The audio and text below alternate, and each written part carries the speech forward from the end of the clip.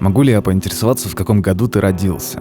Впрочем, на самом деле это не важно. Я вот родился в начале нулевых, и, несмотря на это, большинство моих сверстников по тем или иным причинам не испытывают влечения ко всему тому ретро-мусору, что я тщательно скупаю на барахолках. Но это ведь не помешает мне поделиться своей любовью с тобой, верно? Был ли у тебя в детстве такой эпизод, когда ты перебирал старые кассеты из родительской коллекции и случайно натыкался, нет, не на Эммануэле, а на их свадебные или праздничные видео? Какие эмоции ты тогда испытал? Я вот когда наткнулся на видео с какого-то семейного торжества, в целом не испытал ничего, только увидел себя мелкого. Но теперь я вырос, стал злым и сентиментальным, теперь я сам на месте своих родителей, и, слава богу, именно сейчас осознал важность создания личного архива, своей коробки с воспоминаниями, которую уже мой ребенок откроет и будет выводить меня на ностальгические слезы. Итак, предыстория.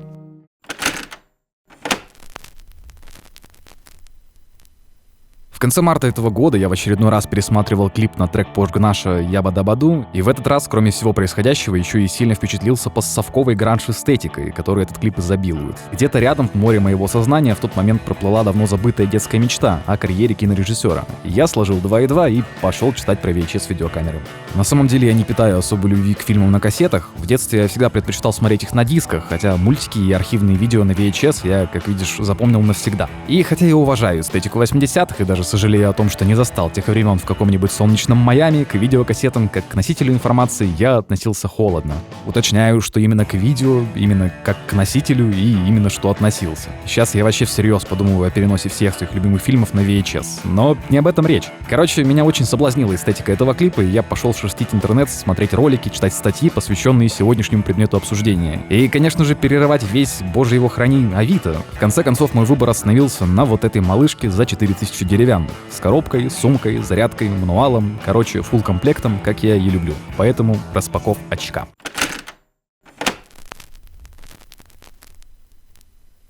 За 4000 я получил коробочку с мануалом, что примечательно на басурманском языке, каталогом аддонов для камер и, мать его, чеком, на котором стоит дата 25 марта 2007 года. И итоговая цена в 20 000 рублей. 20 000 рублей, да еще и в 2007. Я еще у бати спросил, а много ли это было на те времена. Оказалось, у него тогда зарплата была 15. Но ты же здесь не чтоб про макулатуру слушать. В коробке еще была фирменная сумка в очень ушатанном состоянии с кучей торчащих ниток и с собачками, которые разваливались от простого касания. Я ее, восстановил как смог, постирал, но собачки еще не поставил. Кстати, что интересно, закрывается сумка на замок, ключом. А вот в сумке уже нашелся микрофон, зарядка, сама камера и вот этот вот странный кейс с какой-то блестящей штукой. Если ты достаточно внимательно смотришь видео, у тебя сейчас возникает закономерный вопрос. Но, Тимасик, это же не VHS-камера! И ты на все 100 прав, это не VHS, хотя геморроя с ней все равно не меньше.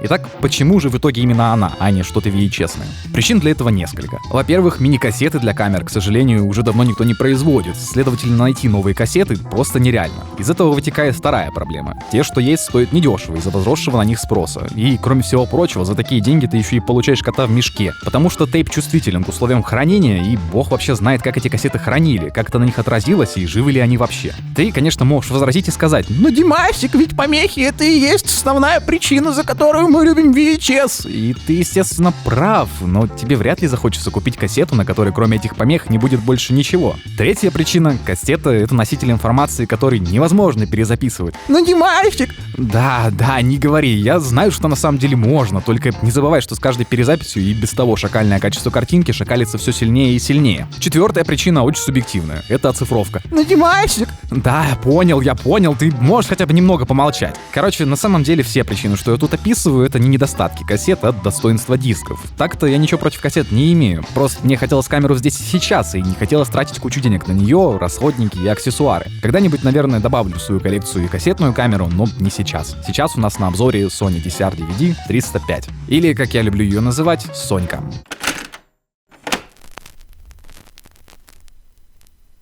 Итак, Сонька обладает... А тебе вообще есть дело до того, чем она там обладает? Вообще, давай заведем за традицию минимум времени уделять техническим характеристикам и больше тому, какие эмоции эти характеристики у меня вызывают. Итак, пожалуй, все, что тебе нужно знать об этой малышке, так это то, что главным носителем у нее являются мини-DVD, которые, в общем-то, что тогда, что сейчас, днем с огнем не сыщешь, но это все равно лучше, чем кассеты. А также, что у нее поворотный экран, съемный аккумулятор, 12-кратный оптический зум и функция Night Shot, которая вообще-то делает съемку в условиях ночи или плохого освещения возможной, но кто ж тебе мешает использовать ее как цветокор-фильтр? Ну, а теперь давай обо всем подробнее. Разумеется, первое, что тебя должно интересовать, это видео, которое получается в итоге. Если ты предпочитаешь меня слушать, а не смотреть, то тут уже минуты 3, как можно увидеть футажи с примерами, как Сонька снимает. А снимает она шикарно. Конечно, это не VHS, и здесь нет тех ламповых помех, но так ли они нужны, если выходная картинка получается точно такая же, как 20 лет назад? Бледная, блеклая, но с какими-то характерными цветами, прям как тогда, в суровые времена Первой Чеченской. Причем главной особенностью картинки является то, что издалека она кажется шакальной, но если ты начинаешь всматриваться, перед тобой неожиданно проявляется куча деталей, которые некоторые даже современные телефоны выдать не в состоянии. А Сонька, которая через 3 года отпразднует свой 20-летний юбилей, моет. А вообще, если тебе кажется, что картинка слишком четкая, всегда можно зашакалить графику в настройках самой камеры. Я в основном снимаю в режиме HQ, но для этого видоса подготовил 3 футажа с разной степенью шакализации. Я постарался сделать тест максимально точным и исчерпывающим, насколько это вообще возможно в моих условиях. Мне и самому было интересно сравнить. На всякий случай еще упомяну, в высоком качестве на диск помещается 20 минут видео, в среднем 30, в самом низком 60. Кроме видео, она также умеет снимать и фотографии, и они в свою очередь получаются шикарными. На них без всяких фильтров есть шумы, также могут быть гличи, а если руки прямые и умелые, можно делать очень детальные снимки. Представляю тебе свою галерею, которую я наснимал за все время. К слову про время. Кажется, самое время, если ты еще не в курсе, пригласить тебя в свою телегу. Я там время от времени публикую свои снимки, и не только на эту Соньку. Если хочешь, там найдешь больше демонстрационных фотокарточек. Как было сказано, диски я считаю более удобным носителем информации, нежели кассеты. Во-первых, они не так привередливы к условиям хранения, хотя тут есть оговорка. Во-вторых, их можно перезаписывать, пусть их ресурсы ограничен значением в несколько тысяч циклов перезаписи. Однако ты скорее убьешь диск, нежели у тебя кончится его ресурс. Да и в любом случае, купить диск за 300-400 рублей, который прослужит тебе долгое время, всяко дешевле, чем раскошеливаться на кассеты. В-третьих, поскольку диск — это цифра, тебе не нужно ничего оцифровывать, достаточно просто вставить диск в оптический привод и перекинуть с него файлы. Короче, диск по итогу — это как флешка, только более долгая и не такая надежная и доступная. Но какими бы преимуществами ни обладали диски, у них есть и недостатки, которых может и немного, но в общем именно они не позволили этой малышке в свое время захватить рынок. И в итоге серия дисковых камер скончалась под весом ускоряющегося технического прогресса. Когда дисковые камеры только появлялись, всем, конечно, было очень интересно, что там Sony опять наваяли, но никто не спешил их себе покупать. Все продолжали сидеть на кассетах, а с появлением более-менее доступной цифровой записи переключились на нее. Случилось это, полагаю, в первую очередь из-за того, что камера снимает не на обычные 12-сантиметровые DVD-диски, а на уменьшенные до 8 сантиметров мини-DVD. Ты вообще такие когда-нибудь видел? Так вот, в те времена мини-диски стоили слишком больших денег, но, что важнее, далеко не у всех были проигрыватели, которые были в состоянии их считать. Это сейчас, слава богу, оптические приводы никому не нужны и стали очень доступными, но тогда... Говорят, в то время люди PlayStation 2 покупали в качестве дешевого DVD-проигрывателя. Ну вот, возвращаясь к предмету нашего обсуждения, что сейчас, что тогда, эти диски было довольно проблематично найти в продаже, поэтому никто особо не торопился покупать себе DVD-камеры. А через пару лет цифровая фото- и видеозапись на флеш-накопителе стала довольно распространенной, и все дружно пересели на нее. За время активного пользования дисками как накопителем я могу выделить следующие недостатки. Во-первых, они царапаются, и подышать на него, а после протереть футболкой тут уже не поможет. Перед одним из своих прошлых видео я уже попал в неприятную ситуацию, когда мне нужно было выгрузить отснятый материал с диска, но он отказывался финализироваться. А что значит финализироваться? А, ты не знаешь? Ну смотри, предположим, ты отснял диск и хочешь с него выгрузить видео, суешь его в оптический привод, а система тебе ехидно говорит, что никаких файлов на диске не было и нет. Чтоб такой ситуации не возникало, существует процесс финализации, он же закрытие сессии. Студенты сейчас поймали флешбэк. Чтобы такой ситуации не возникало, существует процесс финализации, он же закрытие сессии. Он занимает какое-то время, однако после нее ты спокойно сможешь проиграть содержимое диска на любом подходящем устройстве. Но если на диске есть царапины, в какой-то момент он тоже может ехидно захихикать и отказаться финализироваться. Именно в такую неприятную ситуацию я попал в прошлый раз. Конечно, решение я нашел, из-за чего мне теперь не совсем понятна необходимость финализации вообще. Но если ты не хочешь корячиться раком с дополнительным софтом, хотя тебе все равно придется, просто финализируй. Недостаток номер 2. Эти диски все еще не очень распространены и могут стоить немало. К тому же камера Sony рекомендует использовать только диски Sony, хотя без проблем сожрет и любой другой диск. Да, снимать на диске все еще выгоднее, проще и удобнее, чем на кассеты, но на них все же придется потратиться. И, наконец, последнее, что я плохого могу сказать о носителе, все-таки диски — это не кассеты. Тактильные ощущения не те, но они хотя бы есть, а это уже лучше, чем полностью бездушная цифра и карты памяти. К слову, во время записи камера задорно самим диском вертит, и ты можешь не только ощутить его вибрации в процессе записи или воспроизведения, но и на звуковой дорожке видео услышать этот прикольный шелест.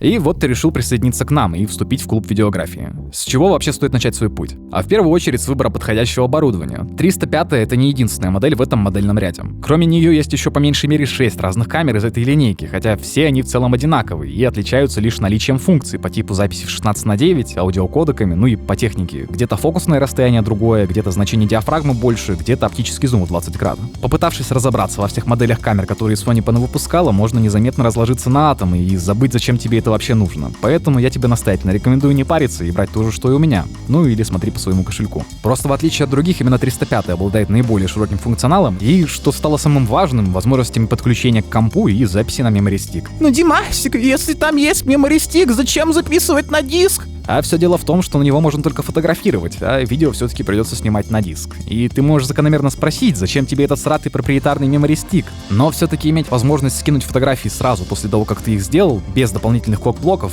приятно. Ну и потому что хочется. Если тебе не хочется, можешь рассмотреть в покупке любую камеру без него. Кстати, про memory stick. Камера читает карты памяти в формате Pro Duo, и втыкать рекомендую именно его. Не переходник с microSD, а оригинальный memory stick. На 2 гигабайта тебе более чем хватит, с учетом того, что фотографии весят в среднем по 200-300 мегабайт. Почему я не советую покупать переходник и использовать его с картой памяти?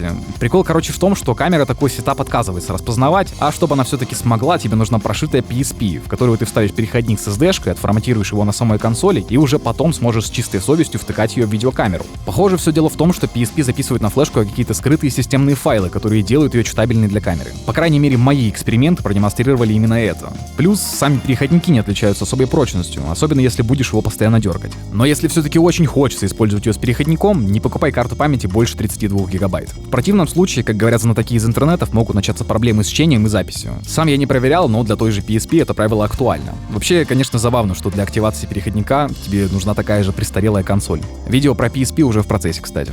Наконец, прошерстив барахолку или кладовку своих родителей, ты отыскал камеру. При покупке в первую очередь рекомендую обратить внимание на состояние линзы объектива и полноту комплекта. По-хорошему, в комплекте должен быть аккумулятор и зарядка, а желательно еще и диск, чтобы сразу все проверить. После тестовой записи проверь, корректно ли камера воспроизводит записанное. Ну и саму камеру внешне осмотри, идеально, если она в состоянии новой, все наклейки на месте и никаких царапок и потертостей нет. Это как минимум приятно, а как максимум свидетельствует о заботливом обращении прошлого владельца. Если все в порядке, бери и беги домой отмечать покупку. Чтобы записывать видорики, тебе понадобятся диски. Всего есть 3 поддерживаемых формата: DVD-R, DVD-RV и DVD плюс RV. Первый не перезаписывается, что делает его одноразовым, поэтому его мы даже не рассматриваем. А вот между DVD-RV и плюс RV выбор следует делать исходя из того, что есть на вторичке. В целом я пользуюсь простым RV, потому как он обладает большей совместимостью, нежели плюс RV. Но совместимость в наше время вещь очень условная, а у плюс RV свои преимущества, вроде более высокого ресурса перезаписи, да и в целом он более совершенен, молодежен, точен и вообще очень хороший денди, хоть и менее распространен, да и стоит чуть-чуть дороже. Табличку со сравнением между всеми форматами дисков ты видишь у себя на экране. Выбор рекомендую делать исходя из кошелька и того, диск какого производителя ты найдешь. К слову, лучше всего использовать диск того же бренда, что и камера. У Sony, если верить информации с их сайта, вообще какие-то супер-мега-ультра хайповые диски, которые защищены от внешних повреждений. Ну, да, защищены. Защищены. Так или иначе, используя на камере Sony диск от Sony, ты получаешь гарантию, что она его распознает и сможет с ним работать. Хотя, справедливости ради, с дисками сторонних брендов типа Panasonic и SmartBuy у меня тоже проблем не возникло. После того, как диск куплен и заполнен видеозаписями, ты явно захочешь их оттуда достать. Для этого диск надо финализировать через соответствующий пункт меню и следуя всем инструкциям по избеганию вибраций. Когда диск финализирован, ты можешь или достать его и засунуть в оптический привод, или взять кабель мини-USB, подключить камеру к компьютеру, в меню выбрать соответствующий пункт и ля-вуа.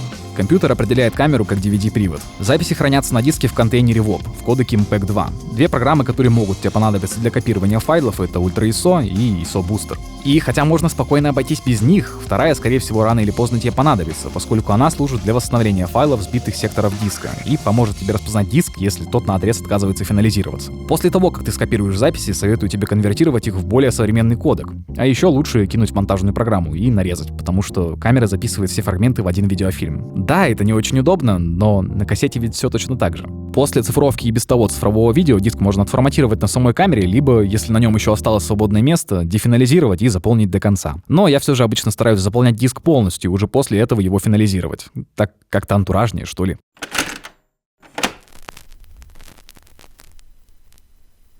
В общем, на этом и все. DVD-камеры — это хоть и короткая, но довольно интересная веха в истории развития записывающих устройств. Я предлагаю тебе создать новый тренд. И пойти прямо сейчас на Авито, купить себе какую-нибудь такую камеру и перезаписываемый диск к ней. Бери пока дешево, а то потом будет поздно. Если тебя, возможно, и не привлечет видеография как хобби, то ты все равно сможешь найти применение этой малышки. Как минимум, таскать ее на все свои пьянки и встречи с друзьями и создавать личный архив. Как делаю я, например. Чтобы лет через 10-15 уже твои дети пересматривали записи твоей юности, записи тех лет, когда трава была зеленее, небо светлее, а сухарики со вкусом холодца и хрена стоили 5 рублей. Засим откланиваюсь, спасибо за внимание, плотно кушайте и высыпайтесь.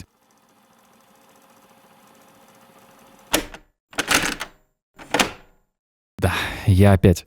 Короче, я этот сценарий накидал за пару часов еще 2 месяца назад и рассказал вообще все, что хотел и мог про свой опыт использования камеры. Я еще так громко сказал, что VHS не нужен, однако теперь спешу взять свои слова обратно. Скорее всего, в ближайшее время, возможно, даже до Нового года, я пополню свою коллекцию ретро-хлама еще одной камерой, но уже на кассетах. Точно не знаю, когда я всерьез за этот вопрос возьмусь, но обязательно возьмусь. И как только я ее куплю и досконально изучу, я обязательно сниму видео еще и про нее. Так что жди.